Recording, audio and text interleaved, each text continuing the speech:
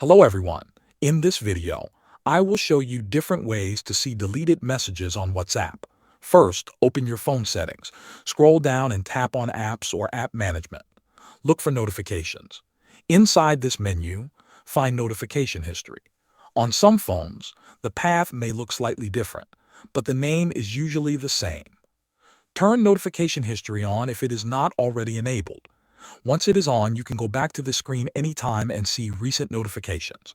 If someone sent you a WhatsApp message and then deleted it, the text may still appear here as long as the notification was received. This only works for messages received after the notification history was turned on. Next, open WhatsApp and go to Settings. Tap Chats. Then tap Chat Backup. Here you can see the date and time of your last backup. If the backup date is before the message was deleted, you may be able to restore it. To do this, you need to uninstall WhatsApp from your phone and reinstall WhatsApp from the App Store. When WhatsApp asks if you want to restore your chat history, choose Restore.